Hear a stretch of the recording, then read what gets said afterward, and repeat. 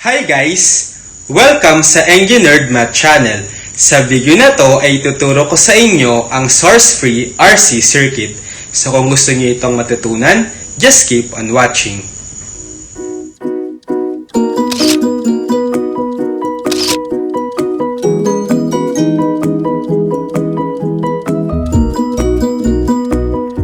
Okay, so far ay na-discuss ko na sa inyo ang basic 3 passive elements na resistors, capacitors, at inductors, as well as 1 active element na op-amp. So I guess na this is about time na pwede na tayong mag-consider ng circuits involving the combinations of these electronic elements.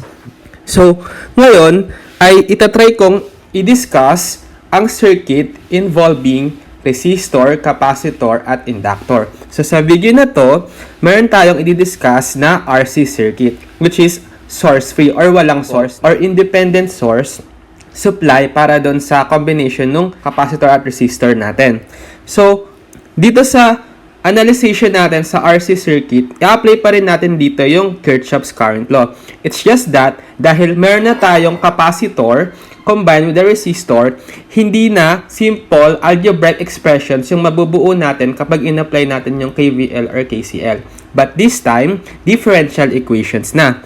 So, kapag meron tayong isang storage element like one inductor or one capacitor sa isang circuit, tinatawag natin itong first order circuit. Kasi yung mabubuo nating differential equation doon ay first order lang din. So therefore, we have a first order circuit is characterized by the first order differential equation.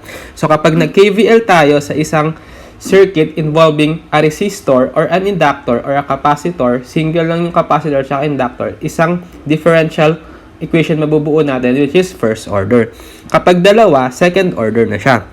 Tapos, dito sa first order circuit natin, meron tayong dalawang ways para ma-excite yung circuit. Yung one way ay i-charge muna natin yung storage element natin such as inductor or capacitor, and then tsaka natin i-connect sa isang load, let's say sa resistor. Then yung stored energy na napunta doon sa capacitor or inductor ay ipapasa or dissipate niya lang doon sa resistor gradually.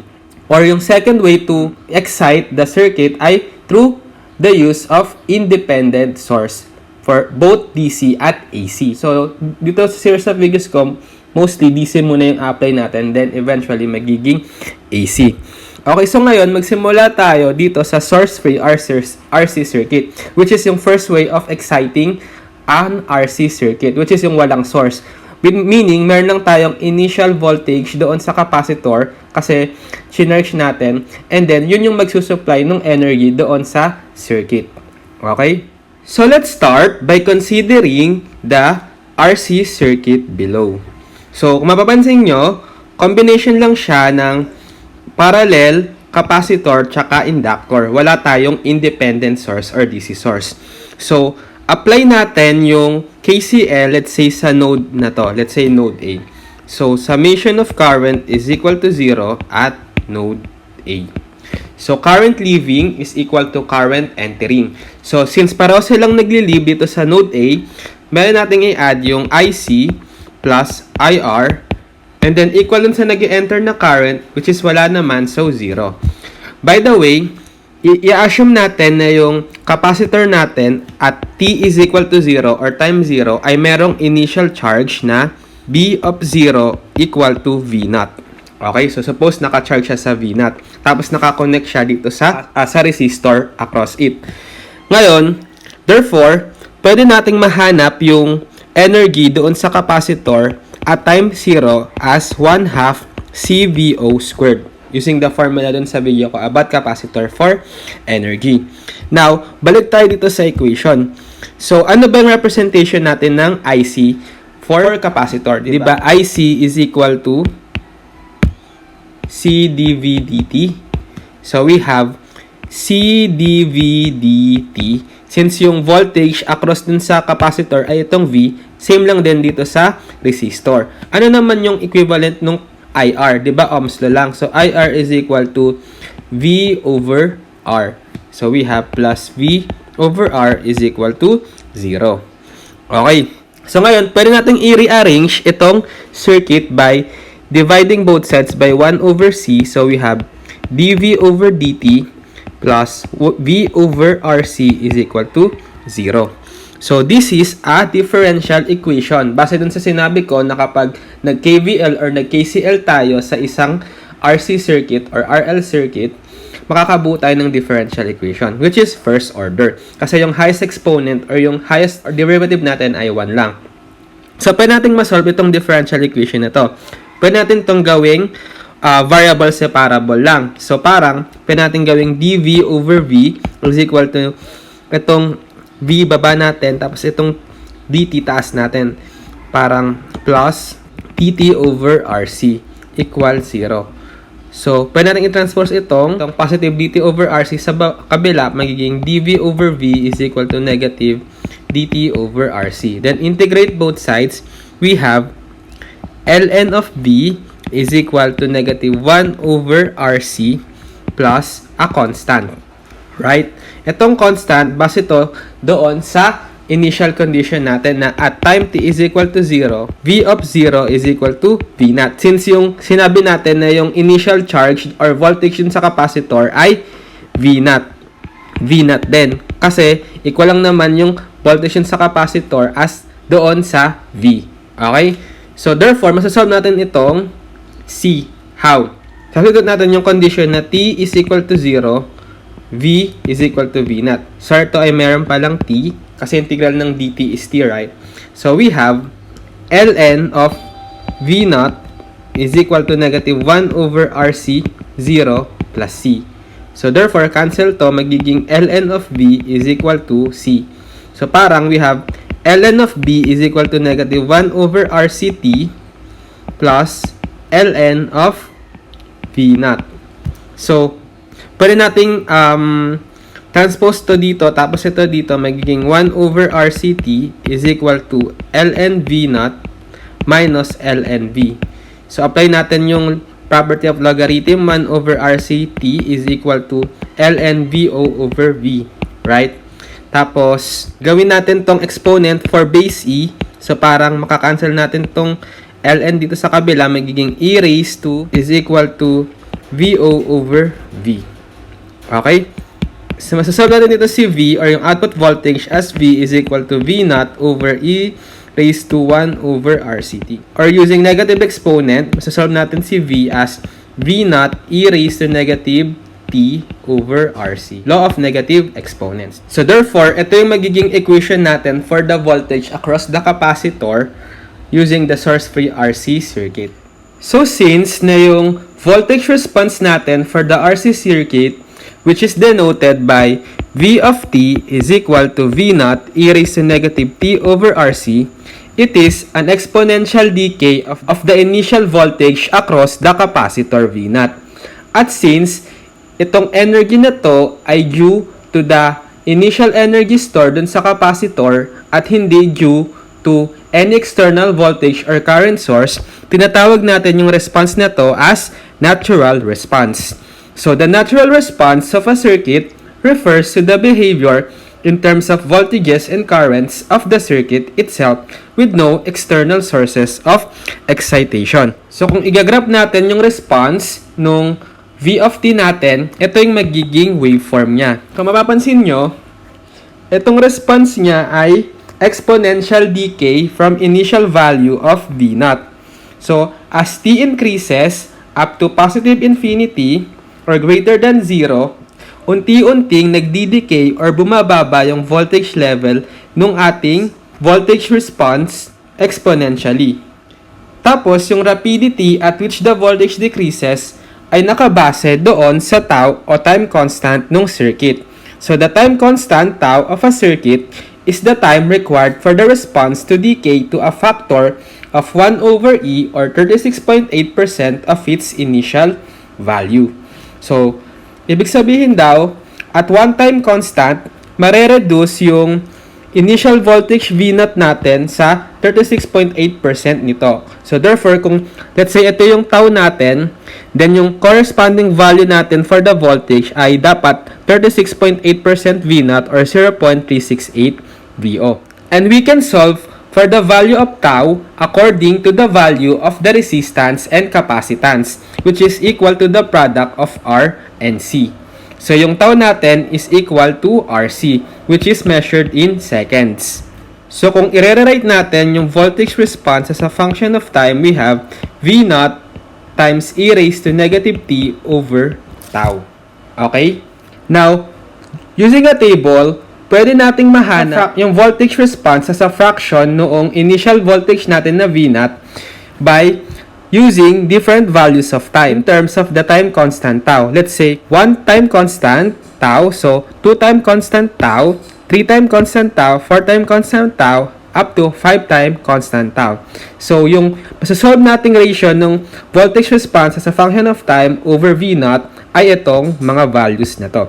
So mapapansin nyo, habang tumataas yung time constant natin, o yung nag-increase yung time natin infinitely, itong value natin for V of t over VO ay bumababa rin. At sinasabi natin na pag na-reach natin yung 5 time constant or 5 tau, masasabi natin na almost negligible na yung voltage doon sa response natin sa RC circuit. Or approximately 0.00674 na lang yung matitirang voltage natin of the initial voltage V naught. So approximately 0 na siya. So masasabi natin na at 5 time constant, nasa steady state na yung circuit natin. Okay? Or approximately 0 na yung level ng voltage response natin. Okay?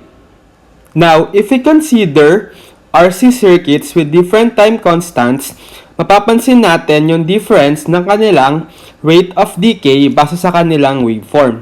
So, kung mapapansin natin dito na kung yung tau or time constant natin ay mababa, mas mabilis yung rate ng pag-decay noong waveform natin sa output voltage. Okay? At habang tumataas naman ng tumataas ng time constant, ay mas bumabagal yung rate of decay nung ating voltage response. Okay? Now, pwede rin nating mahanap yung formula for the power dissipated doon sa resistor. So, we have P of T is equal to the voltage drop across the resistor and capacitor times IR. Or simply, V squared over R.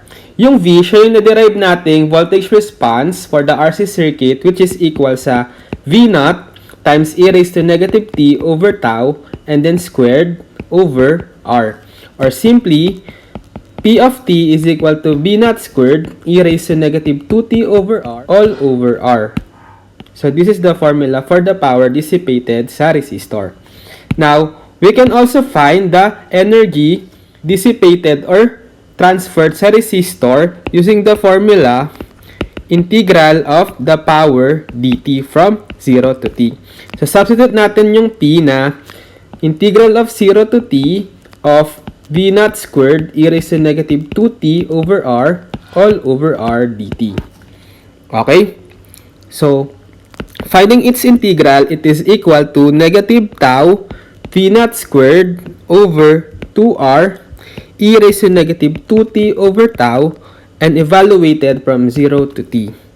Therefore, we have 1 half cv naught squared times 1 minus e raised to negative 2t over tau, where tau is RC.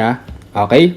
Na mapapansin nyo dito sa nakuha nating equation or representation for the work, for the energy dissipated or transferred to the resistor, ito ay as t approaches infinity, mapapansin nyo na itong portion na to, yung e raised to negative 2t over tau, pag sinubstitute nyo to ng infinity, parang makakancel siya kasi magiging 0 siya, right? So, parang matitira ay 1 half cv naught squared times 1 na lang.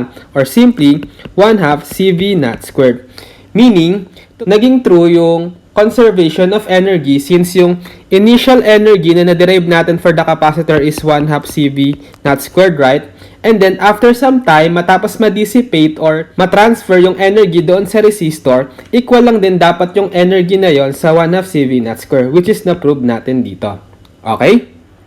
Now, ito yung mga key to working source-free RC circuits. So, ito yung mga dapat nating i-consider kapag magsasolve tayo ng source-free RC circuits. First, finding the initial voltage V naught V of 0 equals V naught across the capacitor, and 2, the time constant tau. So, usually, minsan, given naman yung V naught natin or initial voltage sa capacitor, kung hindi man, ay ihanapin pa natin to using circuit analysis base dun sa circuit. Tapos yung time constant naman, lagi yung time constant, kapag kinoconsider natin yon, equal lagi yun sa RC. Itong R, dapat R equivalent meaning R Thevenin across doon sa terminal ng capacitor. Kasi minsan hindi naman single resistor ilalagay doon sa source-free RC circuit. Minsan dalawa, combination of series or parallel, depende sa circuit. Okay, so let's solve some examples para ma-illustrate natin yung mga formula or yung voltage response ng RC circuit. Okay? So we have, for the circuit below, let V sub C of 0 is equal to 15 volt. Find V sub C, V sub X, and I sub X for T is greater than 0. So, base dun sa first step natin, kailangan muna nating malaman yung voltage across the capacitor when T is equal to 0 or V sub C is 0, which is given naman. So, wala na tayong problema doon. Next, hanapin natin yung tau or yung RC constant. So, ang goal natin ay matransform natin itong circuit into the form such that meron lang tong Rx na isang resistor, tapos meron din itong capacitor na isa. Base dun sa form nung circuit natin, na dinerive natin yung voltage response, which is parallel RC lang, right? So, ito ngayon yung V. So, we have Rx and Cx. Sa Cx naman, isa lang na 0.1 farad, so wala tayong problema. Ito lang Rx. Since meron tayong 5 ohm, 8 ohm, tsaka 12 ohm.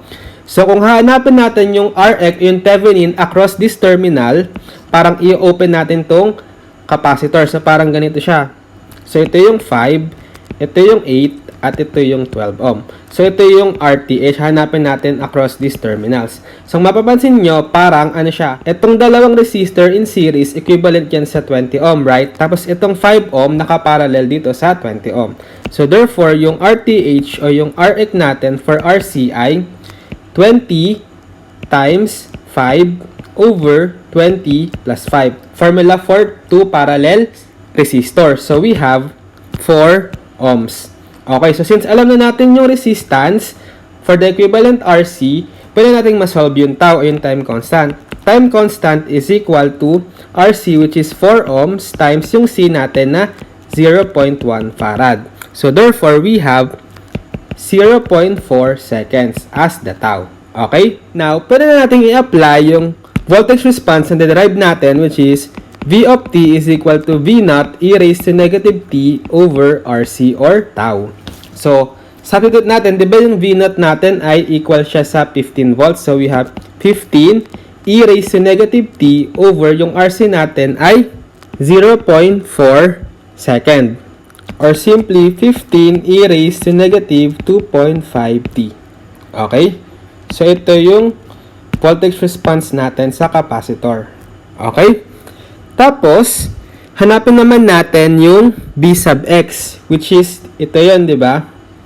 So, para mahanap yon, since alam na natin yung voltage dito, across the capacitor, which is yung V, na na-derive natin, mahanap natin yung Vx using voltage divider na lang, right? So, we have Vx is equal to yung 12 ohm resistor, so we have 12 over yung sum nung 8 tsaka 12 ohms, we have 12 plus 8 times yung V sub C natin, or yung tong na-derive natin na V of T, which is 15 e raised to negative 2.5 T. So, therefore, we have 9 times e raised to negative 2.5 T volts. Okay?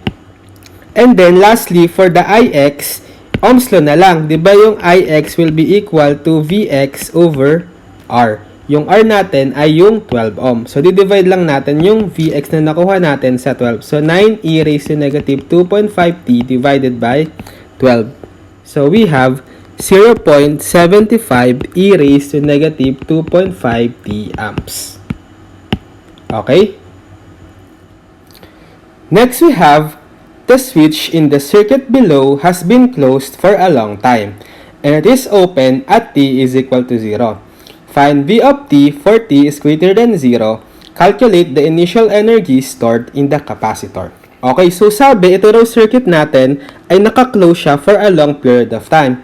So therefore, since meron tayong DC source, yung capacitor natin ay magiging open at DC source, right? Base dun sa video ko about capacitor. So parang yung equivalent circuit natin dito ay plus minus 20 volts, and then yung mga resistors natin na 3 ohms, 9 ohms, tapos itong 1 ohm, but then, itong capacitor natin ay magiging open at DC. So, parang ito yung VC natin.